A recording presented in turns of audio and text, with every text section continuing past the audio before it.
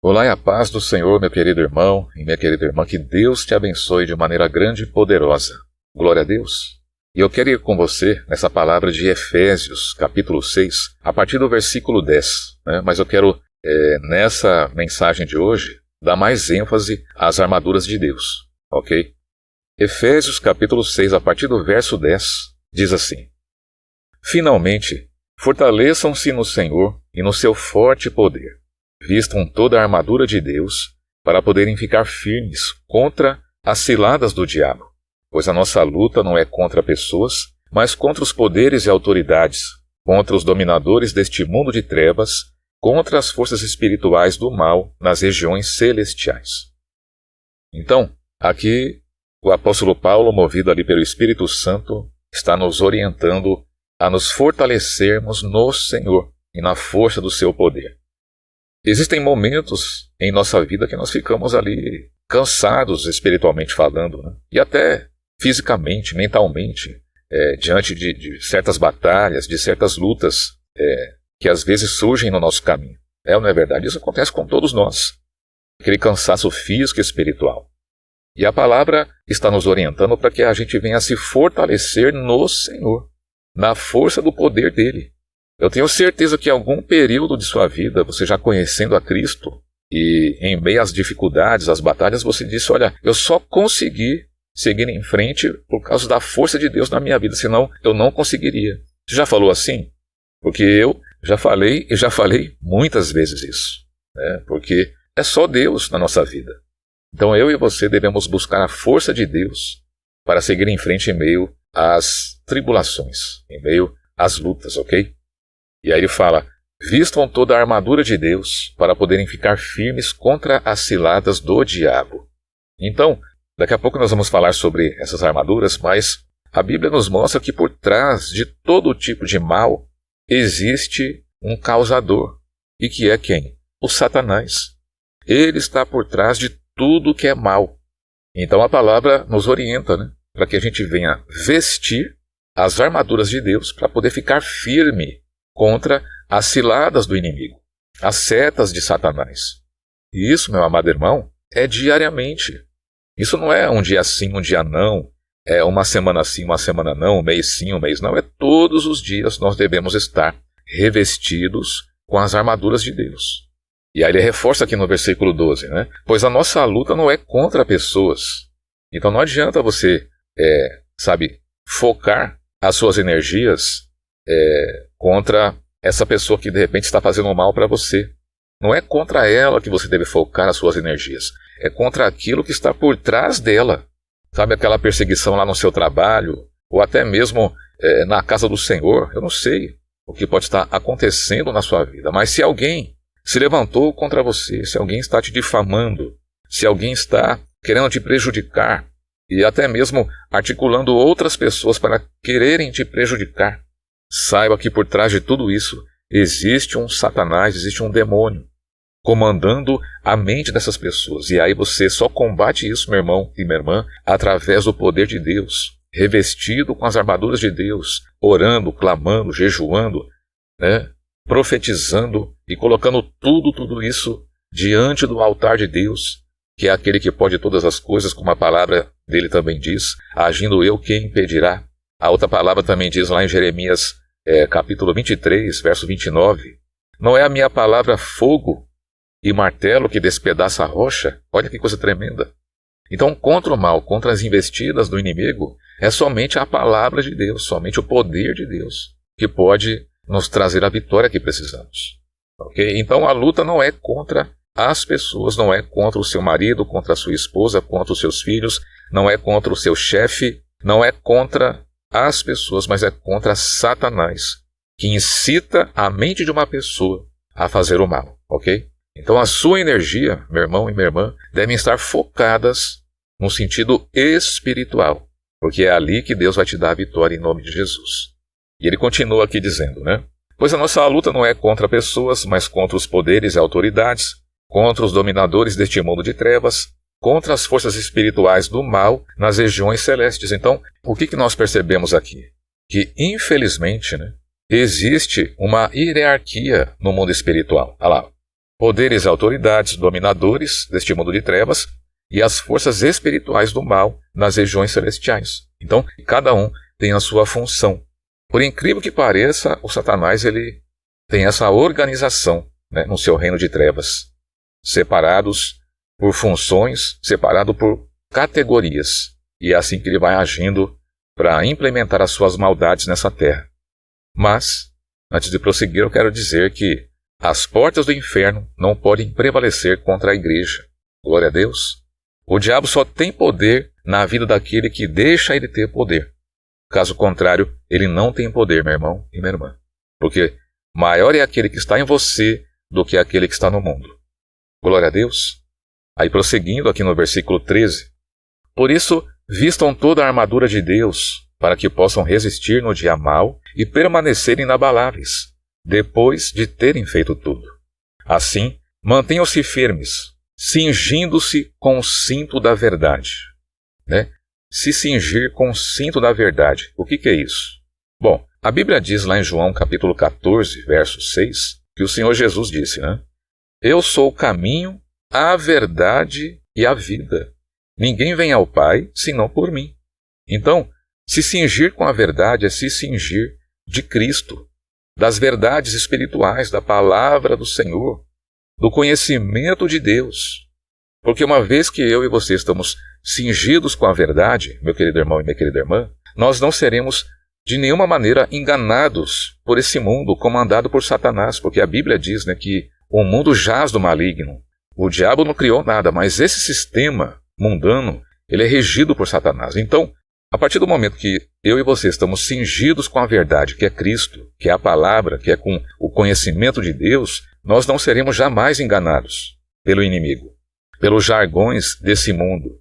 Se cingir com a verdade é exatamente isso. É estar nutrido pela palavra de Deus, pelo conhecimento da verdade, que é Cristo. E também significa, meu irmão, que uma vez que nós temos a verdade dentro de nós, que é a palavra de Deus, que nos orienta a fazer as coisas corretas, nós também, consequentemente, iremos agir de maneira correta com as pessoas ao nosso redor. Né? Nos nossos tratos comerciais, nos nossos relacionamentos, nós iremos agir de maneira correta com as pessoas. A nossa vida terá a tendência de cada vez mais ser um exemplo para as pessoas ao nosso redor.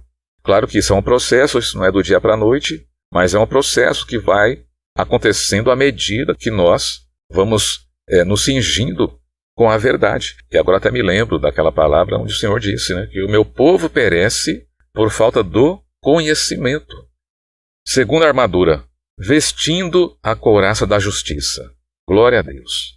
O que é se vestir com a couraça da justiça? Em outras palavras, é ter o senso de justiça de Deus dentro de nós. E como é que isso funciona? Por exemplo, imagina, meu irmão e minha irmã, que alguém cometeu um crime gravíssimo. Né? Eu não vou dizer que tipo de crime, aí fica por conta da sua imaginação, ok? Alguém cometeu um crime muito grave. Então, as pessoas, de um modo geral, elas vão automaticamente em seus corações já dar a sentença para aquela pessoa que cometeu aquele crime grave. E qual que é a sentença? Olha, uma grande parte, a grande maioria vai dizer, tem que morrer um cidadão desse, tem que ir para a pena de morte e coisa parecida, não é isso? E até eu e você, se nós não vigiarmos, se nós não cuidarmos da nossa mente, do nosso coração, nós vamos ter essa mesma linha de pensamento. Não, se ele fez esse crime grave, ele merece no mínimo a pena de morte, ele merece ser no mínimo apedrejado. É assim que a mente humana, sem Cristo, funciona, meu irmão. Mas quando a pessoa tem o senso de justiça, as coisas vão funcionar exatamente assim.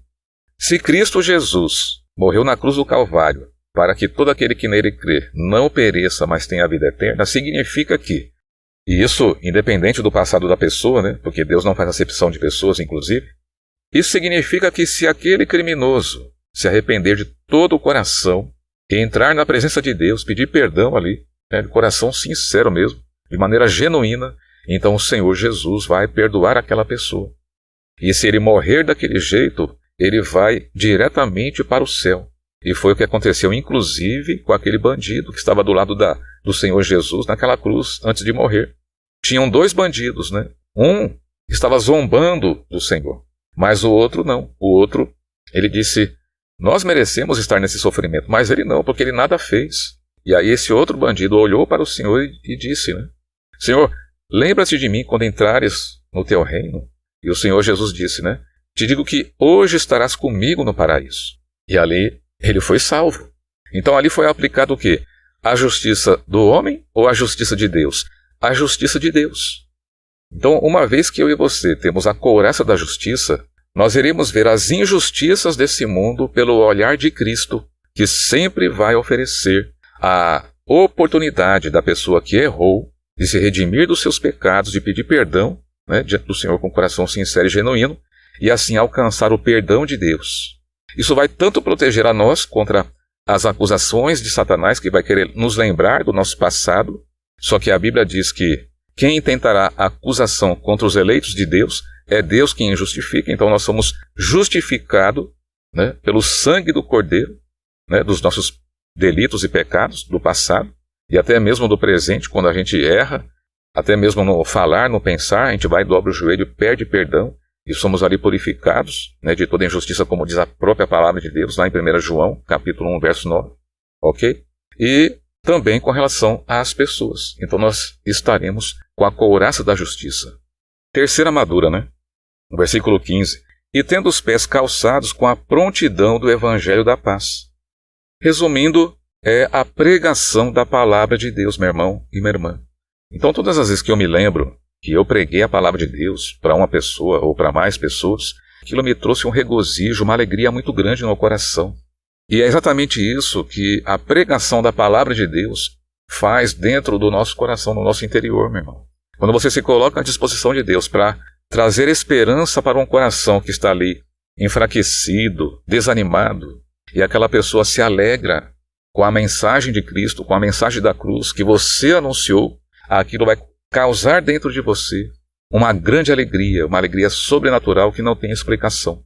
É muito forte isso. A pessoa está lá derrotada, falida espiritualmente em seu coração. Aí você vai, traz uma palavra de fé para a vida dela, uma palavra de Deus, e aquela pessoa se levanta e daqui a pouco ela dá o bom testemunho e você foi parte daquele processo. Então isso é você estar calçado com a prontidão do evangelho da paz em qualquer lugar que você estiver. E você então se deixa ser usado pelo Espírito Santo para ser bênção na vida de uma outra pessoa. Então isso é extraordinariamente maravilhoso, né?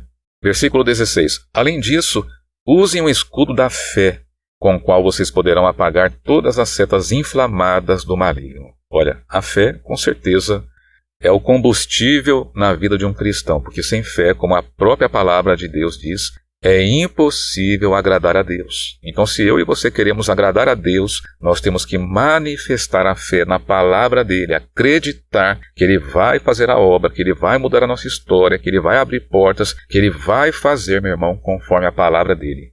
Então, é o poder da fé, né? E a fé, como nós sabemos também lá em Hebreus capítulo 11, verso 1, é a certeza daquilo que se espera e a convicção daquilo que não se vê.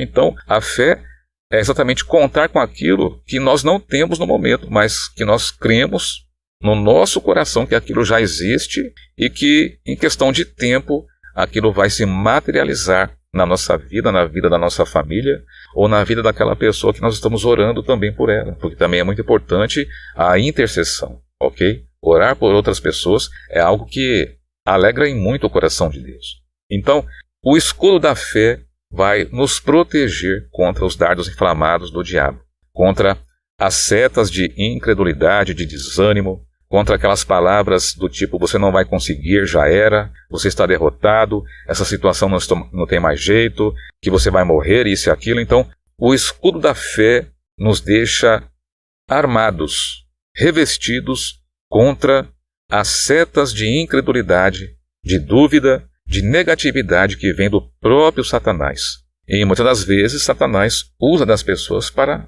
tentar minar o nosso coração, para tentar destruir a nossa fé, ainda que as pessoas nem saibam que o inimigo está usando ela.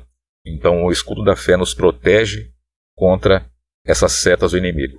E é claro que nós temos que estar sempre guardando as promessas de Deus no coração, as palavras do Senhor para combater, né? Porque a gente só combate as setas de desânimo, de incredulidade, de dúvida, através da promessa de Deus. A promessa de Deus nos traz a fé.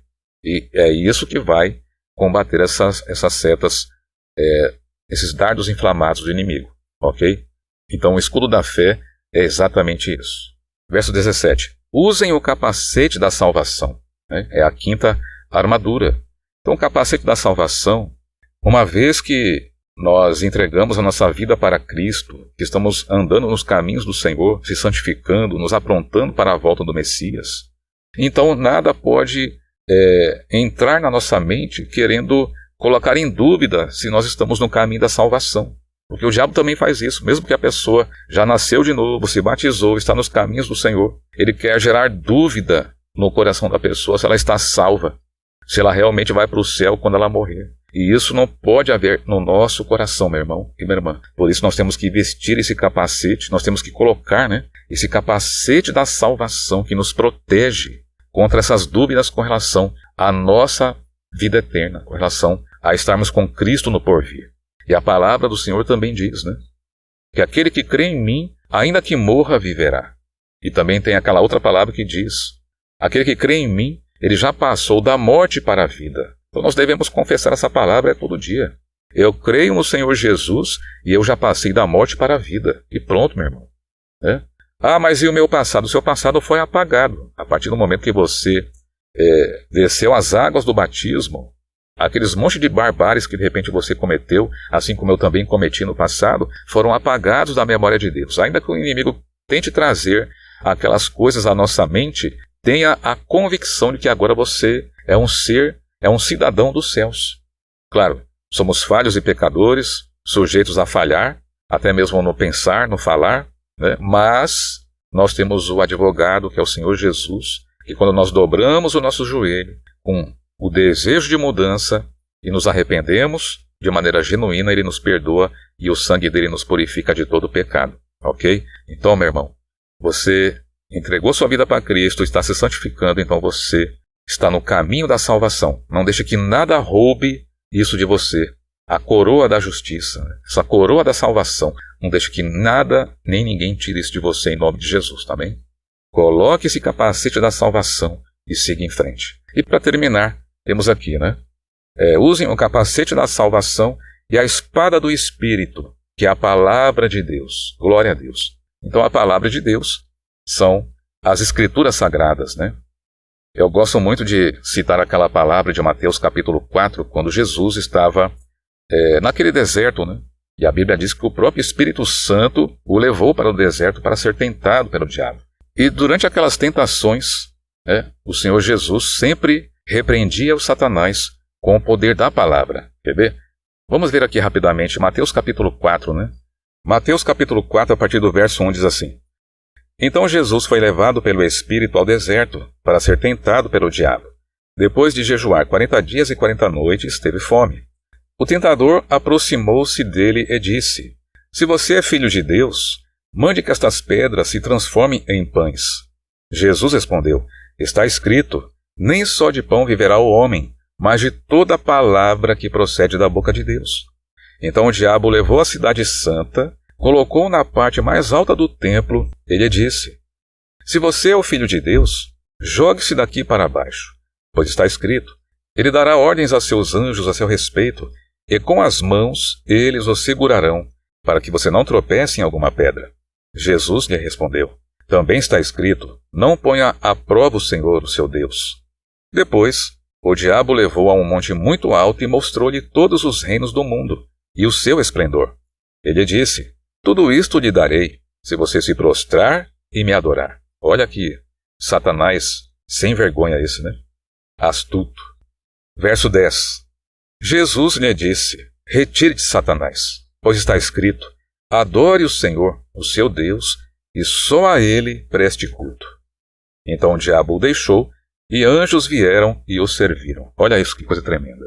Todas as vezes que o diabo foi lá para tentar o Senhor Jesus, trazia ali uma escritura e dizia: está escrito isso, isso e aquilo. E ali, pelo poder da palavra, da promessa da escritura, ele repreendia o Satanás. E assim foi em toda sorte de tentações e, claro, Jesus saiu mais do que vencedor, né? Porque ele é santo, ele é maravilhoso, ele é Deus, ele é o Todo-Poderoso. Naquele tempo ele estava como homem, porém sem nenhum pecado, né? Sem nenhum pecado. Jesus é Deus, ok? E ele deixou então para nós esse exemplo de como devemos fazer mediante as tentações. Devemos repreender o diabo pelo poder da palavra. E a palavra, como está sendo dito aqui nessa sexta armadura, é a espada do Espírito, né? Ou seja, uma espada, que como diz lá em Hebreus capítulo 4, a palavra é mais cortante do que uma espada de 2 gumes, ou seja, ela corta para tudo quanto é canto, meu irmão. Ela discerne pensamentos, faz entender aquilo que é bom, aquilo que não é. É a palavra queima o mal. O diabo não tem poder nenhum contra a palavra de Deus, por isso que é muito importante todos os dias eu e você guardarmos promessas e mais promessas de Deus dentro do nosso coração, para que na hora da tentação a gente repreenda o diabo com todas as armaduras, inclusive com a espada do Espírito, que é a palavra de Deus. Ok? Glória a Deus. Então, amado irmão e querida irmã, eram essas armaduras que eu queria passar para você através desse vídeo. Esse vídeo ficou um pouquinho mais longo, mas eu acredito que você conseguiu ter uma boa compreensão dessas armaduras e que vai te ajudar de maneira grande e poderosa na sua caminhada da fé, na sua caminhada espiritual, ok? Eu vou ficando por aqui, espero que você tenha gostado desse vídeo. Se você gostou, já deixa aí o seu like, compartilhe com todos os seus contatos e, claro, se inscreva também aí no meu canal. Bom, Marcelo Oliveira é meu nome, esse é o canal Guarda Instrução e Vive, e que Deus te abençoe de maneira grande e poderosa, em nome do Senhor e Salvador, Jesus Cristo de Nazaré. Fique na paz do Senhor. Tchau, tchau.